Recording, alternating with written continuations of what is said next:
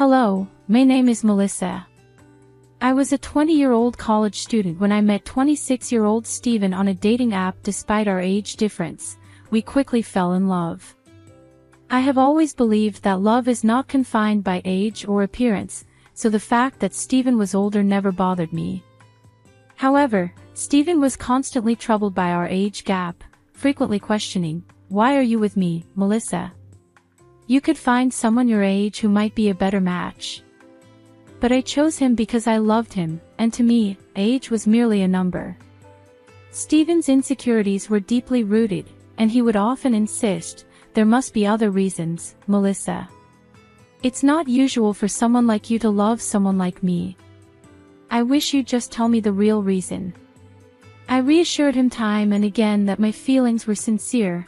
I wasn't interested in dating someone my own age. I loved him, and that was what mattered to me. Despite my reassurances, Steven's doubts persisted, revealing deeper self-esteem issues that seemed to have kept him single before we met. Determined to demonstrate my genuine affection, I made it a point never to allow Steven to spend excessively on me. While I was a college student managing my finances, I wasn't wealthy but ensured I bought him thoughtful gifts and handled my own expenses. I always worked part-time jobs, ensuring I wasn't financially dependent on him. Steven appeared to appreciate these gestures, but unfortunately, his insecurities didn't subside, and he continued to doubt the sincerity of my love, which deeply hurt me. It took 3 years before I fully understood the roots of Steven's issues when I met his parents, Alexander and Sophia. Alexander, Steven's father, had a stroke of luck when he won the lottery, which dramatically altered their lives. This background helped me understand the environment that shaped Steven's views and insecurities. After their lottery win, Alexander and Sophia purchased an opulent house and invested the remainder of their winnings wisely. However, their newfound wealth seemed to foster a sense of superiority. During our first meeting, Alexander often boasted, "Not everyone makes it big like me. I was just a hard worker, and look where it got me. Do you realize how rare it is to win big in the lottery? Yet, I managed it on my first try." They were quite proud of their decision-making skills, often implying that Steven, despite his college education, would never achieve their level of financial success. Sophia frequently suggested that Steven's previous partners were only after his money, leaving him as soon as they were better off financially. They openly doubted Steven's ability to make good decisions, which infuriated me. It seemed like Steven's parents were painting every woman he dated as a gold digger, and over time, Steven began to internalize this narrative himself. This insinuation that I was merely another opportunist became a painful and embarrassing aspect of their story. Tired of their groundless claims, I defended both Steven and myself. "I'm sorry, but I have to disagree with you. Steven has diligently worked to build his career and he's poised for even more success," I stated. However, Alexander countered, "Well, that doesn't alter the fact that women are only interested in him for his money. The money we possess is ours, but Steven does co-own the house, which will eventually be his. Every time these girls see our $350,000 house, I swear they're just seeing dollar signs." I couldn't hold back. "I can't speak for Steven's past relationships, but I am certainly not in this for the money. I love your son, and that's why we're together. I have no interest in your house." Sophia then added, "Don't worry, Melissa. Sometimes it's hard to accept that people can be successful and live in nice houses. You live in a small rented apartment with roommates. You might start desiring it after spending time around our house too." Their remarks tested my patience to its limit, and I was close to losing my temper.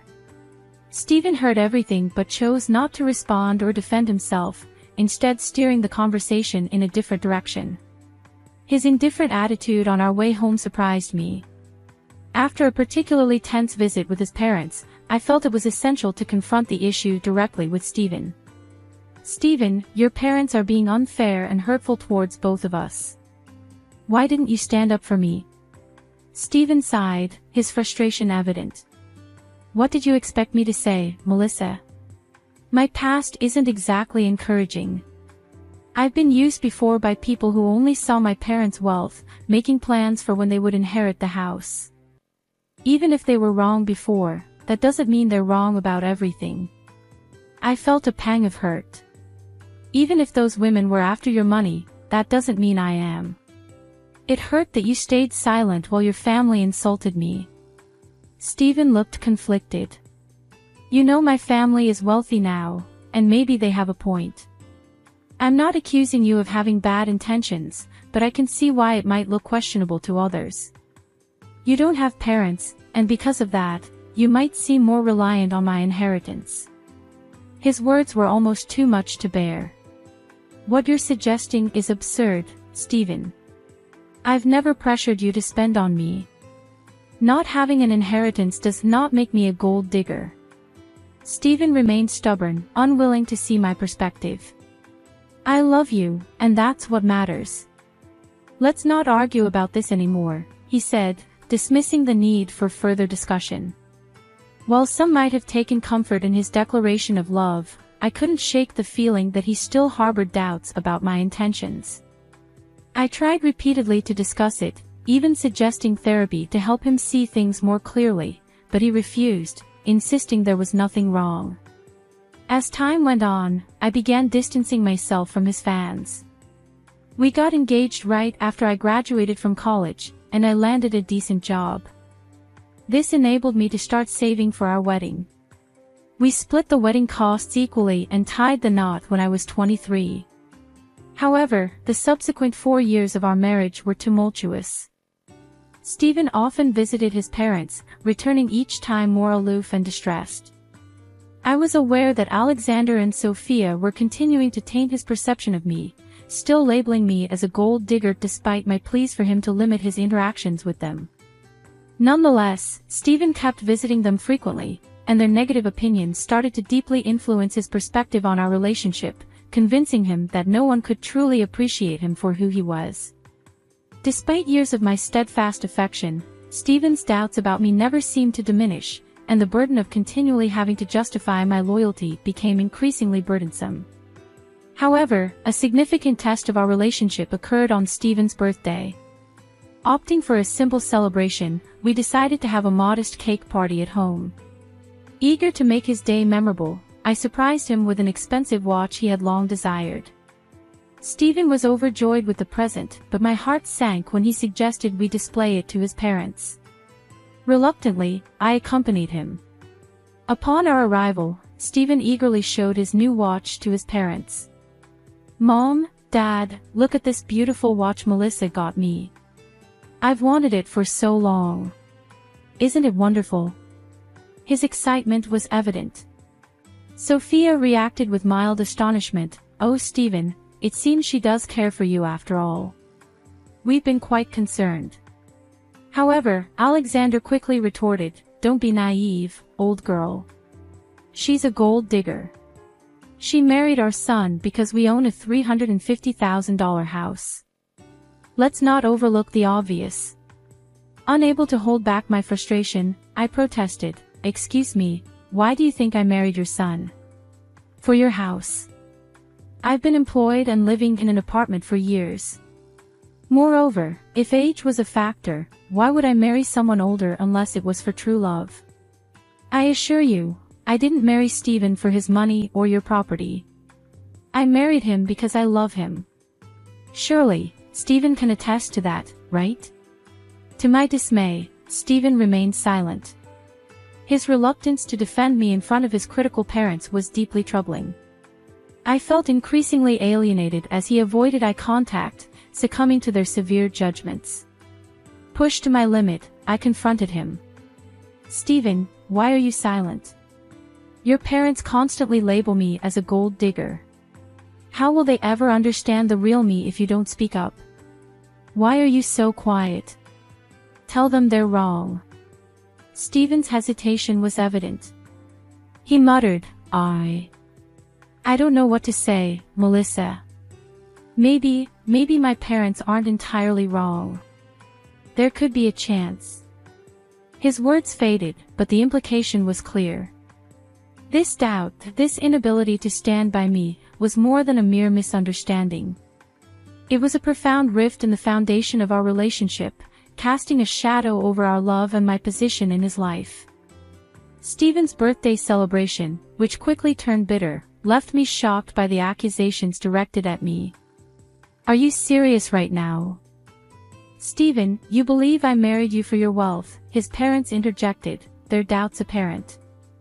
"Strangely, you've never considered buying a house, have you? For someone who rents, owning a home should be a top priority. You haven't even discussed it with him. Our home is beyond your budget. You could never afford something like this by yourself. So, marrying Stephen and settling here seems more reasonable." Stephen gazed at me with a blend of skepticism and bewilderment. "Yeah, Melissa, why would you marry me? You might have feelings for me, but I suspect there's more to it than just love." I was dumbfounded by their remarks. All the love and devotion I had for Stephen dissipated instantly. Both my in-laws and my husband regarded me as nothing more than a fortune hunter. While the skepticism from his parents was painful, it was Stephen's concurrence that cut the deepest. At that moment, I decided to end our marriage. I didn't disclose my decision immediately. Instead, I waited for the right moment. Once back at home, I contacted a lawyer and initiated the divorce proceedings. The lawyer reassured me that everything would be ready within a week. Meanwhile, I moved into a separate room to give myself some space. Stephen assumed I was just cooling off and had no idea about my plans. When the divorce papers were prepared, I packed my belongings and left. Stephen, clearly agitated, called me in a panic. I instructed him to meet me at a specific address and to bring his parents. Despite his bewilderment, he complied. As they arrived, I stood on the porch of an impressive house. Their faces registered shock as they took in the surroundings. "You must be wondering why I brought you here," I began, indicating the luxurious setting. "It's a magnificent house, isn't it? It's valued at about $3 million in today's market, quite pricey, right?"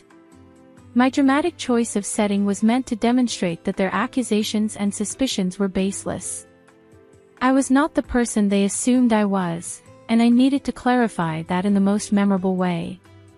"But it's worth every penny," I said, motioning towards the opulent interior of the house, which also featured furniture worth millions. "What is this place, Melissa? I don't understand why you have access to such a house," Stephen asked, puzzled. "Why don't you all come in so we can talk more comfortably?" "I can't explain everything standing here on the porch," I suggested, brushing off their astonishment as I led them inside. They followed, their eyes widening in awe at the lavish decor that greeted us. The owners had spared no expense in furnishing their home. As we settled into the plush sofas, I took a deep breath, ready to address the elephant in the room. "I've made a decision, and that's why we're here. I filed for divorce," I announced, handing over the papers. "We can proceed with an uncontested divorce if you agree." "What? I don't understand. Why are you filing for divorce?" Stephen's voice was a mix of confusion and concern. "It's simple," I said, my voice calm despite the whirlwind of emotions within me. "You and your parents believe I'm a gold digger. You think I married you for your house and your wealth, despite my assertions to the contrary. You've ignored my explanations, so it's better for all if I depart, relieving you of what you consider my mercenary tendencies. You're contemplating divorce merely because my parents voiced what they believe to be the truth." "That's absurd," Stephen countered, his tone incredulous. "I believe it's for the best," I responded, resolute.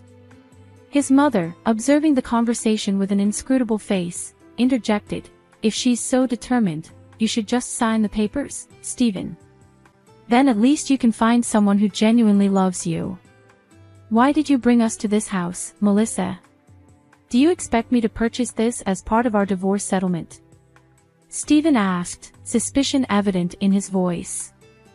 Why would I need you to buy this house, Stephen? This house is already mine, I answered calmly, watching their surprise and disbelief unfold. They looked at me as though I was jesting. How on earth can you afford a house like this? You're renting and your job isn't enough to cover something like this. Stop lying to us, Stephen's father demanded, his voice filled with skepticism. Their disbelief was palpable, but I was prepared to demonstrate my independence and financial capability. This revelation was not just a claim of my financial independence but also a declaration of my autonomy, fundamentally changing the dynamics of our relationship. I'm not lying, I stated firmly, observing the disbelief on their faces. Stephen, remember when I mentioned that my parents left me some inheritance? Well, this house is part of it. It's held in a trust for now, but I will officially inherit it when I turn 31. I don't need to work a high-paying job because I have a trust fund awaiting me. That's impossible, Stephen interjected. Your parents passed away a long time ago. They should have given you the house earlier. You see, my parents were aware of the potential opportunists I might attract, I explained. So they instructed me never to reveal the house or the trust fund to anyone. Call it foresight, but they anticipated that someone might try to take advantage of me. Hence, they placed everything in a trust to protect it until I turned 31, by which time I'd hopefully be settled with someone who truly cared for me, not my inheritance. Oh my God, Melissa, you should have told us about your wealth. We had no idea. This is a sizable house you have. We could all live very comfortably here, Stephen's mother exclaimed. Yeah, you should have shared that sooner. We thought you were after our house. We could have avoided all the misunderstandings, Stephen added, looking relieved yet somewhat embarrassed. I always knew Melissa was perfect for Stephen. I've been saying she's a great woman. Look how wealthy she is. Stephen found a great match, his father chimed in, his tone dramatically altered.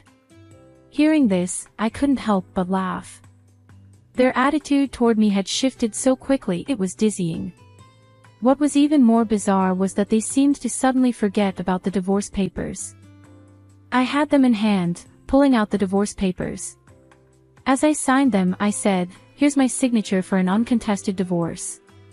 You can just sign these to make things easy. If you want to fight, we can take this to court, but I won't live with you anymore." Wait, Melissa, listen to me. There's no need to rush this, Stephen implored. You've already proven you're not a gold digger. There's no reason to get a divorce anymore. We even apologize for any misunderstanding. That should make things better, right? Yes, Alexander is correct. We're sorry, Melissa. We doubted you for no reason, his mother chimed in, her voice filled with remorse. Despite their apologies and their sudden change of heart, the memory of their initial judgments and accusations remained vivid in my mind, reinforcing my decision to distance myself from a relationship where trust had to be earned rather than assumed. I don't want your insincere apologies, I stated resolutely, my determination firm. For 3 years, you allowed your family to criticize me and label me a gold digger. I expected you to defend me, but instead, you sided with them and even accused me of the same. I can't stay with someone who doesn't respect his wife. I'm done, Stephen. We can part ways amicably or involve the courts, the choice is yours. Sophia and Alexander tried desperately to persuade me to reconsider, begging me to forget the past. In their view, what had happened was just a minor misunderstanding. However, their lack of genuine remorse for damaging my reputation only fueled my anger. When I reached my breaking point, I demanded that they leave before I called the police. My firm stance intimidated them, and they left without further protest. Over the next few weeks, Stephen and his parents continued to harass me. They begged, pleaded, and even offered bribes to convince me to stay. Their belief that money could influence my decision only intensified my resolve. It was a stark revelation of their persistent perception of me as someone motivated by financial gain. Ironically, since Stephen co-owned the house with his parents, I was entitled to half of his share, which only increased their desperation for reconciliation. Despite their relentless efforts, I remained firm in my decision to part ways. I moved all my belongings to my parents' house, asserting my right to stay there even before officially taking ownership. Stephen and his parents persisted in their attempts to contact me, prompting me to change my phone number to avoid their constant calls from unfamiliar numbers. Stephen even tried to discuss matters at my workplace, but I had informed security beforehand, and they asked him to leave. Stephen still hadn't signed the divorce papers, holding out hope for a change in my decision. Nearly a year has passed, and yet the situation remains unresolved, a testament to the complexity and emotional depth of our entangled lives since I initiated the divorce proceedings.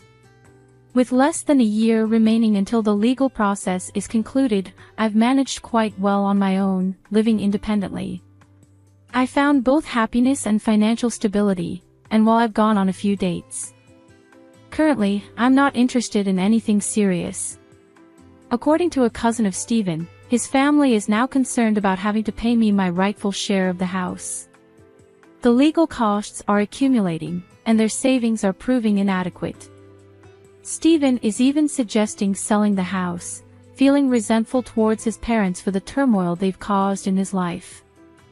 At this point, I'm indifferent to their problems. My sole aim is to extricate myself from that toxic family and move forward with my life.